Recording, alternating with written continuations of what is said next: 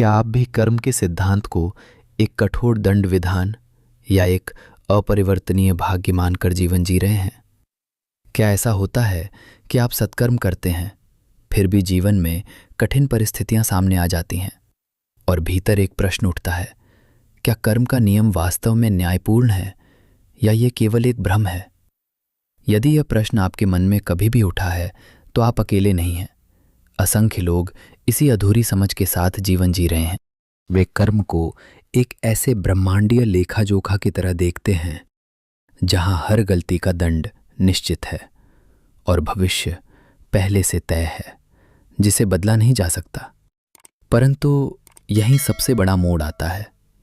यदि मैं आपसे कहूं कि कर्म के बारे में आपकी ये पूरी धारणा, ये गहरा विश्वास वास्तव में एक भ्रम है, एक ऐसा भ्रम जिसे स्वयं श्री कृष्ण ने भगवत गीता में तोड़ा है।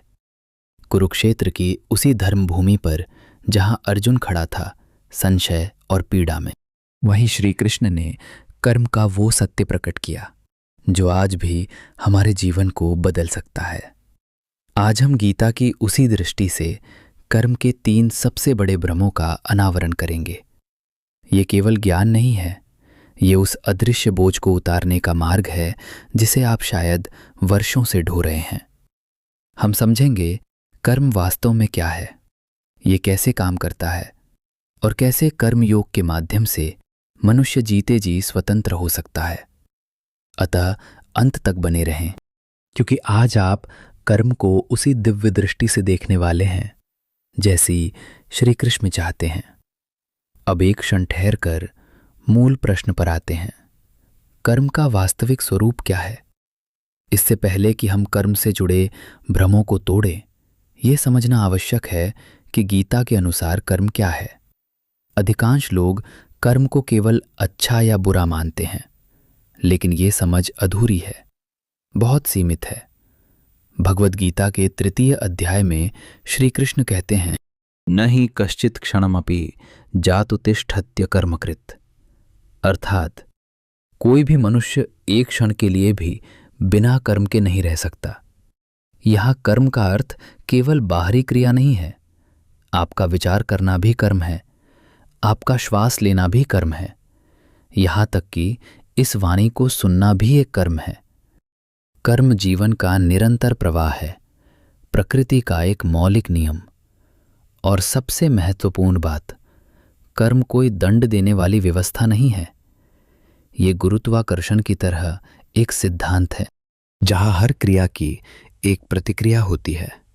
इसे सरल रूप में समझिए, अग्नि का स्वभाव है जलाना। यदि आप अग्नि को स्पर्श करेंगे तो हाथ जलेगा। ये दंड नहीं है, ये केवल प्रकृति का नियम है। ठीक उसी प्रकार कर्म भी कार्य करता है। ये न शुभ है न अशुभ, ये केवल एक नियम है, एक प्रक्रिया है। जब ये सत्य भीतर स्पष्ट हो जाता है, तभी हम उन गहरे भ्रमों को समझने के योग्य बनते हैं जो वर्षों से हमारी चेतना को बांधे हुए हैं। तो अब आइए प्रवेश करते हैं कर्म के प्रथम और सबसे व्यापक भ्रम में। प्रथम और सबसे गहरा भ्रम, जिसने अनगिनत लोगों के भीतर भय भर दिया है।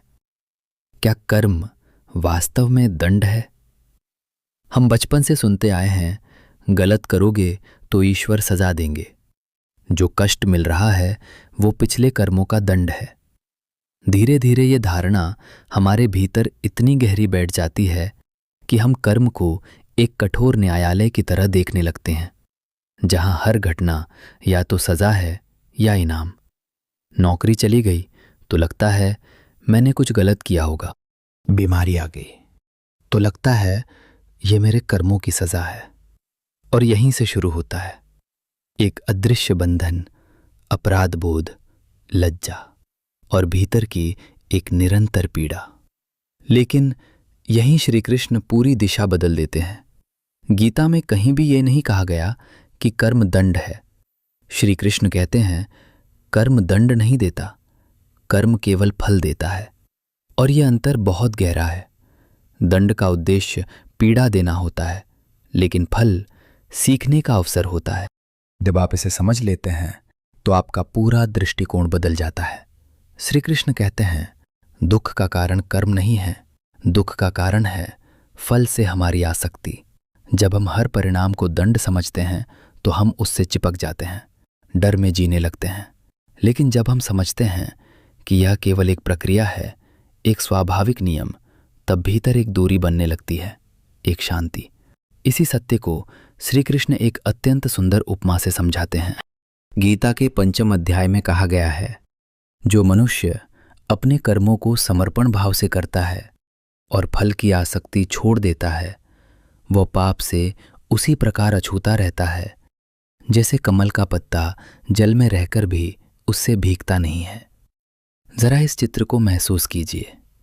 कमल जल में है, उसी में जन्मा है, उसी में जी रहा है, लेकिन जल की एक बूंद भी उसे बांध नहीं पाती। यही कर्मयोग है। संसार में रहकर कर्म करते हुए भी अंदर से स्वतंत्र रहना। श्री कृष्ण यही कह रहे हैं, कर्म आपको बांधने नहीं आया। कर्म एक दर्पण है जो आपको वही दिखाता है जो आप कर रहे हैं, ताकि आप सीख सकें और अपने आप को और ऊंचा उठा सकें। जब आप कर्म को दंड मानना छोड़ देते हैं तो आपके भीतर से भय का एक बड़ा बोझ हट जाता है और जीवन धीरे धीरे संघर्ष नहीं, साधना बनने लगता है। अब दूसरा और उससे भी गहरा भ्रम, जो मनुष्य से उसकी सबसे बड़ी शक्ति छीन लेता है। क्या कर्म वास्तव में आपकी अटल नियति है? अक्सर हम सुनते हैं, जो लिखा है वही होगा, मेरे भाग्य में यही था।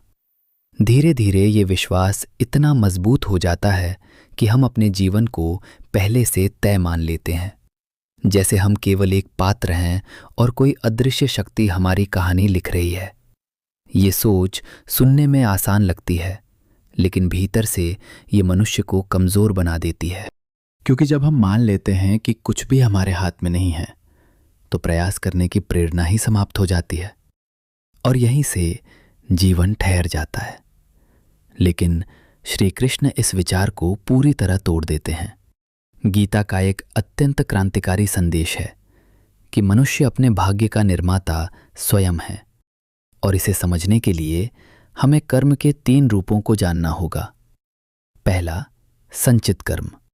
ये आपके अनगिनत पूर्व कर्मों का संग्रह है, मानो एक विशाल भंडार जहां हर कर्म का बीज सुरक्षित है। दूसरा, प्रारब्ध कर्म। ये उसी संचित का वो भाग है जो इस जीवन में फल दे रहा है। आपका जन्म कहाँ हुआ, आपको कैसा शरीर मिला, कुछ ऐसी घटनाएं जिन पर आपका कोई नियंत्रण नहीं, यही प्रारब्ध है। और यही वो कारण है जिससे कभी कभी अच्छे लोगों के जीवन में भी कठिन परिस्थितियां आती हैं। इसे बदला नहीं जा सकता, इसे केवल साक्षी भाव से स्वीकार किया जा सकता है। लेकिन यही पूरी कहानी समाप्त नहीं होती। तीसरा और सबसे महत्वपूर्ण, क्रियमाण कर्म। यही वो कर्म है जो आप अभी कर रहे हैं, इस क्षण, और यहीं छिपी है आपकी वास्तविक स्वतंत्रता। इसे एक सरल उदाहरण से समझिए। एक धनुर्धर के पास कई बाण हैं। तरकश में रखे बाण संचित कर्म। जो बाण वो छोड़ चुका है, प्रारब्ध, उसे वापस नहीं लाया जा सकता। लेकिन जो बाण अभी उसके हाथ में है, उसे किस दिशा में छोड़ना है, ये पूरी तरह उसके नियंत्रण में है। यही है क्रियमाण कर्म, और यही आपका भविष्य तय करता है। अधिकांश लोग प्रारब्ध को देखकर हार मान लेते हैं। वे कहते हैं, अब कुछ नहीं बदला जा सकता। लेकिन गीता कहती है, जो बीत चुका है उसे जाने दो। तुम्हारे हाथ में जो वर्तमान है, उसी में तुम्हारी शक्ति है। आपका वर्तमान कर्म इतना शक्तिशाली है कि ये आपके भविष्य की दिशा बदल सकता है, यहाँ तक कि आने वाले प्रारब्ध के प्रभाव को भी कम कर सकता है। मान लीजिए आपके जीवन में कोई कठिन परिस्थिति आने वाली है, लेकिन यदि आप आज से सजग होकर जीवन जीते हैं, स्वस्थ आदतें अपनाते हैं, ध्यान और संतुलन विकसित करते हैं, तो आप उस परिस्थिति को पूरी तरह टालें या न टालें, लेकिन उससे प्रभावित होने की तीव्रता अवश्य बदल सकती है। और यही है मनुष्य की वास्तविक शक्ति। इसलिए कर्म कोई जड़ स्थिर नियति नहीं है, ये एक जीवंत प्रक्रिया है जहां अतीत, वर्तमान और भविष्य एक दूसरे से जुड़े हुए हैं। प्रारब्ध आपको परिस्थिति देता है, लेकिन क्रियमाण आपको दिशा देता है। आपके हाथ में तूलिका है और जीवन एक चित्र है। अब प्रश्न ये है, आप इसे किस रंग से भरना चाहते हैं? अब तीसरा और सबसे सूक्ष्म और सबसे भ्रमित करने वाला सिद्धांत, जो देखने में सत्य प्रतीत होता है परंतु भीतर से मनुष्य को मार्ग से भटका देता है। क्या वास्तव में शुभ कर्म का अर्थ सदैव शुभ फल होता है? हम में से अधिकांश लोग अनजाने में एक अदृश्य सौदा कर लेते हैं। मैं अच्छा करूंगा तो मेरे साथ अच्छा ही होना चाहिए। मैं सत्य के मार्ग पर चलूंगा तो जीवन मुझे सहज ही सुख देगा। और जब ऐसा नहीं होता, जब एक सत्यनिष्ठ व्यक्ति संघर्ष करता है, जब एक धर्मपरायण मनुष्य कठिन परिस्थितियों से गुजरता है, और कभी-कभी हम देखते हैं कि असत्य के मार्ग पर चलने वाला व्यक्ति उन्नति करता हुआ प्रतीत होता है, तब भीतर एक गहरी दरार उत्पन्न होती है। विश्वास डगमगाने लगता है और मन में ये प्रश्न उठता है, क्या कर्म का सिद्धांत वास्तव में कार्य करता है? क्या ये सब केवल एक कल्पना है? और यही वो निर्णायक बिंदु है जहां असंख्य साधक आध्यात्मिक मार्ग से हट जाते हैं। लेकिन यही श्री कृष्ण हमारी समझ को एक बिल्कुल नई दिशा देते हैं। वे कहते हैं, कर्म का उद्देश्य बाहरी फल प्राप्त करना है ही नहीं। कर्म का वास्तविक उद्देश्य है अंतःकरण की शुद्धि, चित्त की निर्मलता, चेतना का उत्कर्ष। गीता के अनुसार प्रत्येक कर्म 3 गुणों से प्रभावित होता है। सत्व, जहां शुद्धता, संतुलन और ज्ञान होता है। रजस, जहां इच्छा, प्रयास और निरंतर क्रिया होती है। तमस, जहां अज्ञान, जड़ता और आलस्य का प्रभाव होता है। अब गहराई से देखिए, प्रश्न ये नहीं है कि आपने क्या किया, प्रश्न ये है कि आपने किस भाव से किया। यदि कर्म स्वार्थ से प्रेरित है, यदि उसमें अहंकार छिपा है, यदि वह केवल फल पाने के लिए किया जा रहा है, तो वह आपको बांधता है। लेकिन यदि वही कर्म बिना किसी स्वार्थ के किया जाए, बिना किसी अहंकार के, केवल कर्तव्य के भाव से या लोक कल्याण की भावना से, तो वही कर्म आपको भीतर से मुक्त करने लगता है। ऐसा कर्म सात्विक होता है और उसका उद्देश्य बाहरी सफलता नहीं, भीतर की शुद्धि होता है। लेकिन फिर भी एक गहरा प्रश्न शेष रहता है, अच्छे लोगों के साथ कठिन परिस्थितियां क्यों आती हैं? इसका उत्तर वहीं छिपा है जिसे हमने पहले समझा, प्रारब्ध कर्म। जो बीज कभी बोया गया है, उसका फल अवश्य प्रकट होगा। एक व्यक्ति इस जन्म में अत्यंत धर्मात्मा हो सकता है, किंतु वह किसी पूर्व कर्म का फल भोग रहा हो सकता है। लेकिन यहां एक और गहन सत्य है जो श्री कृष्ण अध्याय 2 में प्रकट करते हैं। वे कहते हैं, दुख बाहर की घटना से उत्पन्न नहीं होता, दुख उत्पन्न होता है हमारी भीतर की प्रतिक्रियाओं की श्रृंखला से। ये श्रृंखला बहुत सूक्ष्म है लेकिन अत्यंत शक्तिशाली। विचार से आसक्ति जन्म लेती है, आसक्ति से इच्छा, इच्छा से क्रोध, क्रोध से भ्रम और अंततः पतन। यही संपूर्ण मानसिक पीड़ा का वास्तविक तंत्र है। तो समस्या ये नहीं है कि आपको शुभ फल नहीं मिला, समस्या ये है कि आपने उस फल की अपेक्षा कर ली, और जैसे ही अपेक्षा आती है आप इस पूरी श्रृंखला में प्रवेश कर जाते हैं। इसीलिए श्री कृष्ण एक अद्भुत और क्रांतिकारी मार्ग देते हैं, निष्काम कर्मयोग। अब इसे बहुत गहराई से समझिए। निष्काम कर्म का अर्थ ये नहीं है कि आप कर्म करना छोड़ दें, ये भी नहीं कि आप परिणाम की उपेक्षा करें। इसका वास्तविक अर्थ है आप अपने कर्म को पूरी निष्ठा से करें, पूरी सजगता से करें, पूर्ण उत्कृष्टता के साथ करें, लेकिन फल को पकड़कर ना बैठें।